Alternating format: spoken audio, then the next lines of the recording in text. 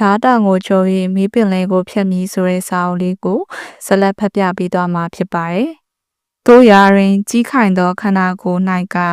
စစ်ပေါင်းမီခက်ကြက်ကြက်ဖြစ်နေ၏။တန်မာတောက်တင်းသောတင်မချက်သားများပေါင်သားများသည်စစ်ပေါင်းမီထဲမှခုံးကြွတက်နေတယောက်ထင်ရသည်။ဒူးစစ်အောင်နာအထိလိတ်တင်ထားသောဘောင်းမီအောင်မှခြေသလုံးချက်သားများကလည်းတမြစ်ကြီးများလိုဖုထစ်နေကြသည်။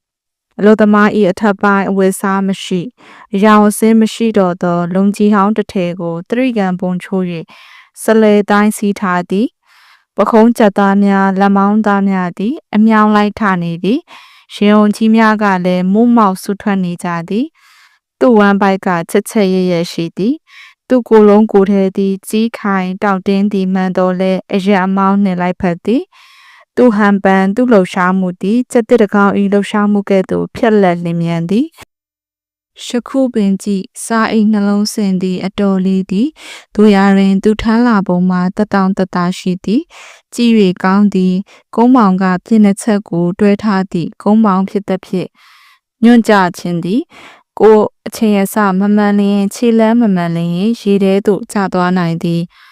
ဒီကုန်းပေါင်ကိုလင်းရင်အိတ်ကလေးတွေတလုံးစီဆွဲ၍တက်လာခဲ့စဉ်ကကိုနန္ဒတို့၃ယောက်ခက်ခက်တက်ခဲ့ရသည်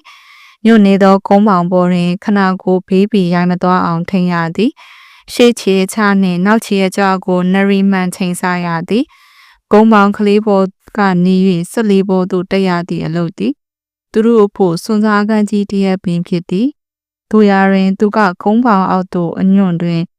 ရှေ့ခြေကိုချသည်ညွန့်၍ပြန်တက်အလားတွင်နောက်ခြေကိုကြွနှုတ်သည်ကုန်းပေါင်အညွန့်တွင်ရှေ့ခြေချလိုက်ကုန်းပေါင်ပြန်တက်တွင်နောက်ခြေပြန်နှုတ်လိုက်ဖြင့်နရီမှန်မှန်တက်လာသည်ကလည်းဖြည်းဖြည်းမဟုတ်စားအိတ်ကြီးနှလုံးစင်ကိုထမ်း၍အပြေးတက်လာခြင်းဖြစ်သည်စားအိတ်ကိုပခုံးပေါ်မှချပုံကလည်းညှင်သာသည်14ဝမ်းထိပ်တင်ရက်ပြီးကိုခနာကို35ဒီဂရီလောက်ဆောင်း၍ပထမအိတ်ကိုချသည်နောက်တစ်အိတ်ကိုလည်းအလွယ်တကူပင်ချသည်စားအိတ်2အိတ်သည်14ဝန်းထဲတွင်အများပေါ်တွင်အလိုလိုထပ်တင်ပြီးသားဖြစ်သွားကြသည်ကိုနန္ဒနှင့်ရဲမြင့်သည်ထိုအလုသမားလူငယ်၏လှူရှားပုံကိုလိုက်ကြည့်မိကြသည်သူနှင့်ရှင်းလိုက်တော့ရဲမြင့်သည်မိန်းကလေးတရံပေါက်နေသည်စပင်ကရှည်ခဝဲထဝဲကဝဲလာသည့်တက်ထရက်ပေါင်းမီစထရောဘယ်ရီယောင်တက်ရှရွန်လက်ရှိဖြင့်မျက်နာကလေးကတက်သွဲနု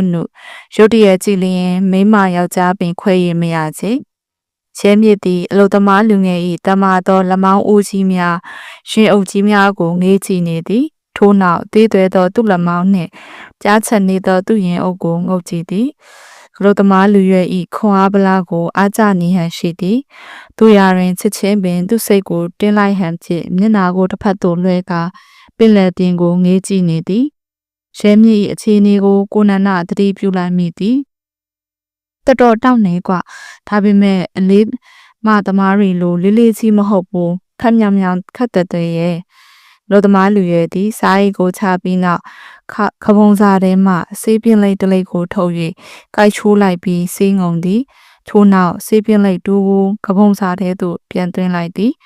သူတို့ဘက်သို့ရှောက်လာသည်အနိကက်ကြည့်သောအခါသူတို့ထင်သလောက်ပင်အသက်မကြီးသည်ညနာကနုနုကလေးရှိသေးသည်ညနာတွင်တောက်ပေါက်မှာတသက်ရှိသည့်တိုင်ကြောက်ပေါက်မှာသည်နုပြိုခြင်းကိုမဖုံးနိုင်စပင်ကလိုင်းတိုးကဲ့သို့ကောက်ကွယ်နေသည်ဦးလေးပြောသလိုဘိန်းစားလို့ဒီလောက်အလုပ်ချမ်းနှုတ်နိုင်သလားမှမသိတာရှမ်းမြစ်ကနံပါတ်4စီဂရက်ကိုအစီခံမြတာကြံသည့်အထိဖွာရှိုက်ပြီးနောက်ရေထဲသို့လွတ်ပစ်လိုက်သည်မဟုတ်ပါဘူးကွာဘိန်းစားရင်ဒီလိုခဏမျိုးပဲရှိမလဲဒီလောက်လဲဘယ်မှာလုံနိုင်မှာမလဲသူတို့နှစ်ယောက်စကားပြောနေကြစဉ်အလုသမားလူငယ်ကသူတို့အနီးသို့ဖျက်လျှောက်လာသည်ဟဲ့ညီလေးဆက်လေဘယ်တော့ထွက်မလဲတဲ့ကွာကိုနန္ဒကနာရီကိုငုတ်ကြည့်ပြီးမေးသည်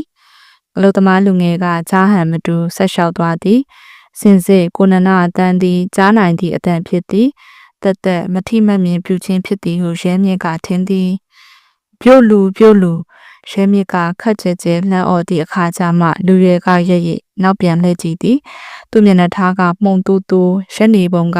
ခြေနှချောင်းချဲထားပြီးနက်နက်ဖက်ကိုကားထားကတပ်ပုံရန်အသင့်အနေထားမျိုးဖြစ်သည်ခေါင်းကိုငိုက်ထားရင်ကမျက်လုံးကိုပင်ရင်ဆွေကြည့်သည်စင်ကြီးပုံမျိုးဟုခေါ်ရမည်ထင်သည် ဆက်လေဘယ်တော့ထွက်မလဲကွကိုနန္ဒကထမေးသည်မသိဘူးဗျသူ့အတန်းကပြမဟုတ်စောက်အင်းဖြစ်သည်လူရွယ်သည်ဒီတခွန်းနဲ့ပြောကစာကနေလက်ထပ်သွားသည်တိတ်လူပါဝါတဲ့ကောင်မေးတော့လဲမကြားသလိုဖတ်လို့နဲ့ပြောတော့လဲစောက်အင်းလူကိုပဲထိုးတော့မလို့တော်တော်ရိုင်းတဲ့ကောင်နေအဲ့ဒါကျွန်တော်တို့ကိုချဲတာဦးလေးရချဲတာရဲမြစ်ကတက်တစ်ချက်ခောက်လိုက်သည်ရဲမြစ်ပြောသလိုလူရွယ်၏အမူအရာကရိုင်းသည်ကားလုံးလာတော့မှုပါဦးလေးရနှုတ်မို့ဆိုရင်ဒီကောင်ရေခွန်ဘလောက်ထူလဲဆိုတာသိအောင်ဘိုက်ကိုဖျက်ချိလိုက်ချင်တဲ့ရဲမြစ်ကအိတ်ထဲကယူရီးယားမောင်းပြန်မောင်းချတာကိုဆန်သည်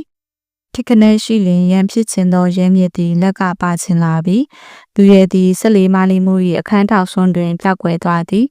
ဝနနာကမူဘာမှမပြောဆက်လေးမိနစ်ထပ်စေချင်လာပြီးဒီကောင်နှကောင်ထင်းရသည်မှာတာဝန်ချလာပြီးခဏကြာလျင်ရဲမြစ်သည်အခန်းထဲသို့ဝင်၍ခွေသည်နမဖိုးကြောင့်ခရီးဖြစ်ရသည့်အထဲတွင်လိုက်ပုတ်သဖြင့်ပုံမူလာသည်ကုန်းဘတ်ဘော်တွင်ကိုနနာတယောက်ထဲချန်ရစ်ခဲ့သည်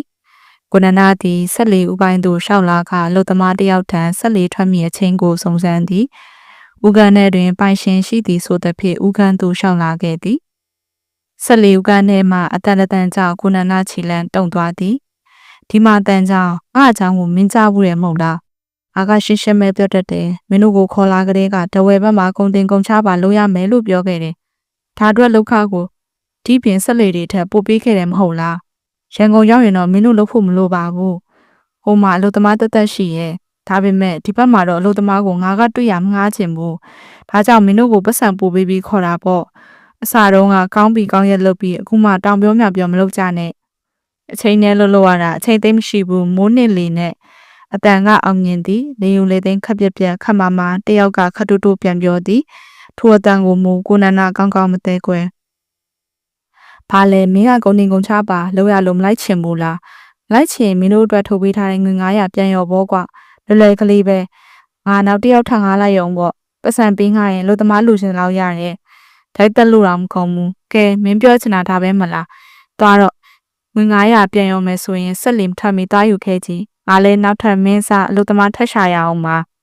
ချိန်သိမ့်မရှိဘူးအတန်ကတင်းမာပြတ်သားသည်အထက်စီးနှင်းကြသည်ကိုနနာသည်အပေါ်စီးနိုင်လာသောထိုအတန်ကြောင့်ခြားရဲကခံပြင်းနေသည်ဝေရှင်ကြီးရှင်ကြောင့်မောက်မာသောအတန်မျိုးဖြစ်သည်သူအမလက်တတိများတို့လိုအစားတဲကဖြစ်လိမ့်မည်ဟုမစီမဆိုင်တွေးလိုက်မိသေးသည်ဥကန်ထဲမှနောက်ထပ်ဘာတန်မှမကြားရခဏကြာလျင်တကားပွင့်လာပြီးလူတယောက်ထွက်လာသည်ကြည့်လိုက်တော့စောကအိမ်များကိုထမ်းချနေသည့်အလုပ်သမားလူရဲဖြစ်နေသည်သူမျက်နှာထားသည်တင်းမာနေသည်အန်သွားကိုကြိတ်ထားသဖြင့်သူ့မေယိုကြီးများသည်ထင်းခနဲပေါ်လျက်ရှိ၏လူရဲသည်ခေါင်းငုတ်ထွက်လာရမှကိုနန္ဒကိုတစ်ချက်များလှမ်း၍ကြည့်လိုက်ပြီးဆက်လျှောက်သွားသည်ထိတ်တန့်ကြောင့်ခန်းထဲမှလူတယောက်ထွက်လာပြီးလူရဲကိုလှမ်းခေါ်လိုက်သည်လူရဲကရက်ရည်လှဲ့လိုက်သည်ဆက်လင်းကိုရှာလွတ်လိုက်ထွက်မယ်အချိန်သိမ့်မရှိဘူးတန်ချောင်းကမြည်သူမြမပြောချကနေလက်ထပ်သွားသည်ဆက်လေးပိုင်းရှင်ဆိုသူဖြစ်လိမ့်မည်ဟုကိုနန္ဒတွေးမိသည်စောကတန်ချောင်းကိုအထက်စီးနှင်ပြောသည့်အတန်မှာထိုလူ၏အတန်ဖြစ်သည်ဆက်လေးပိုင်းရှင်မှာအသက်50ခန့်ရှိပြီးစပင်တို့ကွက်တိကွက်ကြားဖြူစားပြုနေပြီးခနာကိုကတောင်တင်းချက်ခိုင်းသည်လူဘဝဤစီးချိန်ချမ်းသာ၌အဘယ်မျှရှမှုခဲ့ကြောင်းကိုသူ၏ဆူထွက်လျက်ရှိသောဝမ်ပိုက်ကတည်ခတ်နေသည်တို့ရရင်ဆူထွက်လျက်ရှိသောသူ့ဝမ်ပိုက်ကိုတောင်တင်းပြန်ကားသောသူ့ပခုံးကထိန်ခုပေးထားသောအခါအကြီးတန်းခြင်းမရှိလူဘဝတွင်တတောင်တတနေခဲ့ရသောလူတစ်ယောက်၏ခံညာတစ်တဲ့ခြင်းကိုပင်ဆောင်နေသည်ကတိကကြဖြူစားပြုနေပြီဖြစ်သည်သူ့စပင်အောက်ကနှစ်ဖူးသည်မောက်သည်ကျင်းသည်မျက်ခုံးမွေးကတွတ်တွတ်ကျတဲ့ခပ်ပါပါပေါက်နေသည်နှလုံးများကသေးသွဲချင်းမြောင်ပြီးဆူရှတောက်ပြောင်နေကြသည်အကင်းပါသည်ဆွဲရှိမည်ဆိတ်ဆက်မည်တပြိုင်နက်တည်းတွင်ကောက်ကျင်မည်ရက်ဆက်မည်ပြသားမည်ဟုကိုနန္ဒကောက်ချက်ချလိုက်သည်ကိုနန္ဒသည်ဆက်လေထွက်မည်အချိန်ကိုမေးရန်လာခဲ့ခြင်းဖြစ်တော်လဲမမေးတော့ပြီးဆက်လေထွက်ရန်စလင်းကိုအခေါ်ခိုင်းပြီးလိုက်ပြီးမဟုတ်လောထို့ပြင်စံချောင်းပေါ်တွင်အထက်စီးနှင်းပြောတန်ကြားကလေးကထိုလူကိုမနစ်မြို့သည့်စိတ်ကလည်းပေါ်နေသည်မေးစရာလည်းမလိုတော့ပြီးမေးချင်စိတ်လည်းမရှိတော့ပြီးထိုလူသည်ဆက်လေဥကမလန်မကန်တွင်ရက်နေသောကိုနန္ဒကိုတစ်ချက်မျှတိမ်ကြိုးကြည့်လိုက်ပြီးတကားကိုချင်းကနေမြည်အောင်ပိတ်လိုက်သည်ကိုနန္ဒသည်ကုန်းဘက်ပေါ်သို့လှည့်ထွက်ခဲ့သည်ကုန်းဘက်ပေါ်တွင်ခီးတဲ့များများဆဆမရှိ တို့ကြတာများတတ်ပါသည်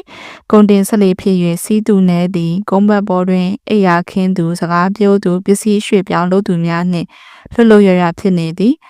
ကိုနန္ဒသည်လှုပ်လှုပ်ရှားရှားဖြစ်နေသောကုန်းဘက်ကိုဖျက်၍သူတို့အခန်းဘက်သို့ပြန်လာခဲ့သည်ရန်ကုန်မြန်မြန်ရောက်ချင်သည့်စိတ်ကကိုနန္ဒကိုလွှမ်းမိုးနေသည်ညနေ4 နာရီကြာမှဆက်လီထွက်ဖြစ်သည်ရာသီဥတုကအကောင်ကြီးမဟုတ်မိုးတက်ကလေးတဖွဲဖွဲကျနေသည်လေနည်းနည်းထမ်းသည်တင်ထုံးအောင်ကမူဆေးမှုသည်ရောလှိုင်းမှုသည်ရောအမူးနှမှုစုံနေသဖြင့်တလျှောက်လုံးအခန်းထဲတွင်ခွေနေသည်ကိုနန္ဒလည်းလှိုင်းမှုချင်းလိုရှိသည်တို့ရာတွင်မခံသာအောင်မူသည်မဟုတ်အော်စရာကောင်းသည်ကတော့ရဲမြစ်ဖြစ်သည်သူကဘာမှမမူဆေးလည်းမူဟန်မတူလှိုင်းမှုဟန်လည်းမရှိခါတိုင်းကဲ့သို့ပင်ရှိသည်ည7 နာရီလောက်ကျတော့တဝဲနောက်ဘက်ပင်လယ်ပြင်ထဲတွင်ကျွန်းကလေးတစ်ကျွန်းမှာဆက်လေးဆိုင်သည်ဒီကျွန်းကလေးမှာတဝဲနောက်တက်တဲ့ကျွန်းစုများတဲ့တွင်အပြင်ဘက်အကျဆုံးအစွန်ဆုံးကျွန်းဖြစ်သည်ဟုဆိုသည်အစာကမြည်သည့်အတွက်ဆက်လေးရမှန်းမသိစုံစမ်းကြည့်တော့ကုန်တင်စရာရှိ၍ဟုဆိုသည်ကိုနန္ဒစိတ်အနှောက်အယှက်ဖြစ်ရသည်စိတ်အေးလည်းအေးသွားခြင်း၏ဆက်လေးကိုစီးကမှဆက်လေးအထွန်းနောက်ကျ၍စိတ်တိုးနေရသည့်အထဲတွင်ဆက်လေးကရက်ပြန်သည်ဒီကျိုးတွင်ဘလောက်ကြာရက်အောင်မည်မသိည၏အုံမီဆိုလေလမ်းမှာအချိန်တွေ၎င်းကုန်ရအောင်မည်ကျိုးစုတစ်ပိုက်တွင်ကြောက်ဆောင်များသဖြင့်ဆက်လေးကရမည်ကန်းကိုမနှဲရှာယူရသည်ဆက်လေးသည်ဒီကျိုးတွင်ဆိုင်ရိုးဆိုင်ဟန်ထုတ်ဟန်မတူနောက်ဘက်ကန်းတွင်ကြောက်ဆောင်သိမရှိတော့လဲအနောက်ဘက်တွင်မကပ်အနောက်ဘက်ကန်းကလေချောင်းထိတ်တက်ရောက်နေသဖြင့်လေးခွဲရအရှိဘက်ကန်းသို့ကွေ့ပတ်မောင်းသည်အရှိဘက်ကန်းကကျွန်းခန်းနေသဖြင့်မိကွယ်သည်သူရာတွင်ကြောက်ဆောင်တွေများသည့်အတွက်ကျွန်းနှင့်အတော်လှမ်းမှဆက်လေးကိုစိုက်သည်ခဏကြာလျှင်ဝုန်းကနေအတန်ကြီးကြားရသည်ထို့နောက်တဝဝစတိုက်မြည်နေတန်ကိုကြားရသည်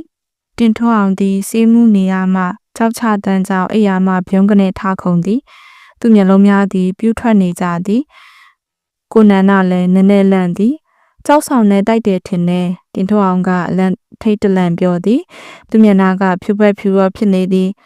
ညီတီအတန်မှန်ကိုနန္ဒလည်းမသိထို့ကြောင့်တင်ထွန်းအောင်ကိုမြည်သူမှမဖြေမိရဲမြစ်ကမူအိယာမှခုံဆင်းလာကအခန်းပြင်သို့ထွက်သွားသည်အတန်ကြာမှရဲမြစ်ပြန်ဝင်လာသည်တဝဝအတန်လည်းရက်သွားသည်ကြောက်ကြီးချတာတဲ့ဆက်လေးကလူတချို့လဲကမ်းပေါ်တက်ကြမလို့ပဲချိန်မော်တော်ကလေးနဲ့အောက်ရောက်နေကြပြီး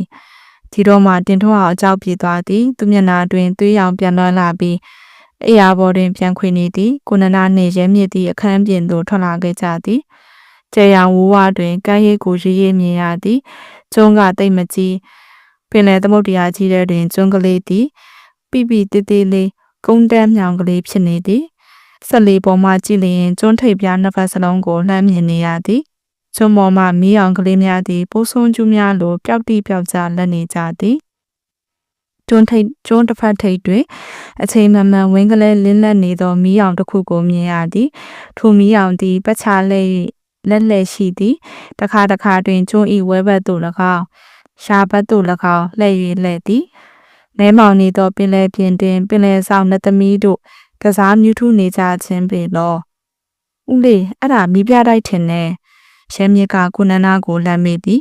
ရဲမြစ်သည်တင်ထွန်းအောင်လို့မဟုတ်တွေ့မြင်သမျှစူးစမ်းခြင်းသည်အေးဟုတ်တယ်ထင်တယ်ကြောက်ဆောင်နေများတဲ့နေရာမှာမိပြတိုက်ထားတတ်တယ်လို့ကြားဘူးတာပဲဆက်လီပြီးမှမော်တော်ပဲချိတ်ဆက်တန်ပေါ်လာသဖြင့်သူတို့နှစ်ဦးသည်ဆက်လီပဲပိုင်းရေပြင်စီသို့လှမ်းကြည့်လိုက်သည်ပဲချိတ်မော်တော်သည်တပုတ်ပုတ်ဆက်တန်ပြီးကကန်းစီသို့ဦးတည်ထွက်သွားသည်ပဲချိတ်ပေါ်ကလက်ဆွဲမြေမှမီးအောင်နှင့်လက်နှိပ်သမီးများမှအယောင်များသည်ရေပြင်ပေါ်သို့ဖြာကျလာကြသည်ဒီကောင်လေးဒီလိုသာလမ်းမှာရက်ပြီးကုန်တင်နေတော့ရန်ကုန်ကိုတော်တော်နဲ့ရောက်မှာမဟုတ်တော့ဘူးကိုနန္ဒညီသည်ကောင်းတာပေါ့ဦးလေးရမရောက်ဘူးတဲ့နေရာတွေရောက်တာပေါ့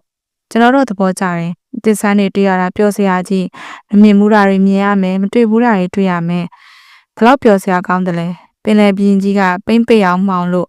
ပင်လယ်လိုင်းတွေကအော်လို့မိပြတိုက်ကမီးကလည်းမျက်စပစ်သလိုမိတ်တုံနဲ့ဘယ်တော့ကြည့်ကောင်းလို့လှလဲကိုနန္ဒစိတ်ညစ်ရသလောက်ရဲမြစ်ကပြောနိုင်သည်ရဲမြစ်တွင်အပူပင်ဆိုရင်ဘာမှရှိဟန်မတူဟောဦးလေးရဲ့ပဲချိတ်မော်တော်ကန်းကိုရောက်သွားပြီထင်တယ်ဆက်တန်ရက်သွားပြီရဲမြစ်သည်မီးအောင်လက်ကလေးသာမြင်ရသည်ပဲချိတ်မော်တော်စီသို့လှမ်းကြည့်သည်ဆက်လေးနှင့်ကန်းသည်တမိုင်တာလောက်သာဝေးလိမ့်မည်ဟုထင်ရသည်မောင်ထဲတွင်ဖြစ်လူသူကိုမမြင်ရလက်နှိပ်မီးအောင်များတဝင်းလှုပ်ရှားနေသည်ကိုမြင်ရသည် တွန်းပေါ်မှာကိုများကိုတင်းနေခြင်းဖြစ်လိမ့်မည်ဟုထင်ရသည်ဖဲချိန်မော်တော်သည်တော်တော်နှင့်ပြန်မလားပင်လယ်လေကတားဆီးမရှိတိုက်နေသည်ကိုနနာတို့နှစ်ယောက်သည်ချမ်းသက်ဖြင့်အခန်းတွဲသို့ဝင်လာကြသည်အိယာဝင်ချင်းရောက်သည်ဖြင့်ကိုနနာသူတို့နှစ်ယောက်ကိုဝေစုတလိပ်စီထုတ်ပြီးသည်တနအီခန့်ကြားလျင်ပဲ့ချိန်မော်တော်တန်ကိုကြားရသည်မော်တော်တန်သည်လိုင်းတန်များမှခြားမှတဖြည်းဖြည်းဆက်လင်းနေနေလာသည်ကိုတင်ပြီးကမ်းမှပြန်လာခြင်းဖြစ်သည်ခုနနာသည်အခန်းပြင်သို့ထွက်၍ပဲ့ချိန်မော်တော်ငုကြည့်သည်ခဏကြာတော့ရဲမြရောတင်းတို့အောင်မှထွက်လိုက်ကြသည်ပဲ့ချိန်မော်တော်သည်ဆက်လင်းနာသို့တော်တော်နှင့်မကနိုင်တိုင်းကြီးနေသည်ဖြစ်သတိထား၍ကရသည်အကက်မတော်ကဆက်လင်းနှင့်ရိုက်မိပြီးမော်တော်ကွဲသွားနိုင်သည်နောက်ဆုံးတော့ပဲ့ချိန်မော်တော်သည်ဆက်လင်းနှင့်ရှင်ကပ်မိပြီးဆက်လီနေရန်တွင်တွဲလဲချိတ်ထားသောကျိုးလီကခြေရည်တွင်စိုက်လိုက်သည်ဆက်လီနှင့်ရှင်းမိသည်ဆိုတော့လဲဆက်လီနေရန်နှင့်မော်တော်နေရန်ကြားတွင်လိုင်းဝင်ပုတ်နေသဖြင့်မော်တော်သည်လူးနေသည်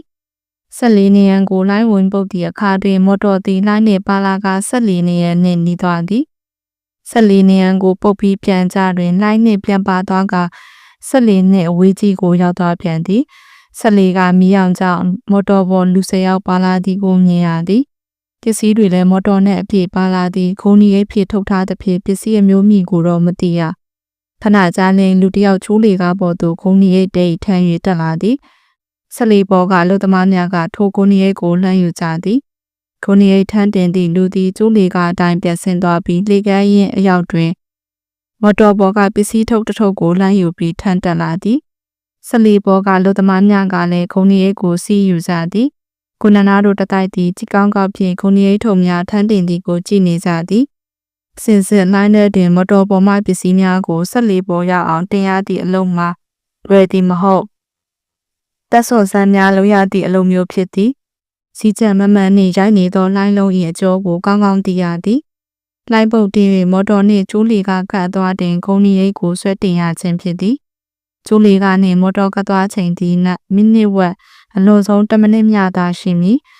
ပြီးလင်လှိုင်းပြန်ဆုပ်သွားသဖြင့်မော်တော်နှင့်ကျိုးလီကားသည်ဝါတရိုက်နီးပါးဝေးသွားသည်ခုံရီရိပ်ကိုကျိုးလီကားပေါ်သို့ဆွဲတင်ရသည့်အချိန်မှာလှိုင်းဆုပ်မခွာသွားတွင်မိနစ်ဝက်10မိနစ်လောက်အချိန်ကလေးတွင်ဆွဲတင်ရခြင်းဖြစ်သည်ထိုအချိန်အတွင်းအမိမဆွဲလိုက်နိုင်ကလူရောပစ္စည်းရောပင်လယ်ထဲကျသွားနိုင်သည်မော်တော်ကနှင့်ခုံရီရိပ်အဆွဲချိန်ကိုင်းမိဖို့လိုသည်လင်းမြန်ဖြစ်လက်ဖို့လိုသည်ခွန်အားကောင်းဖို့လိုသည်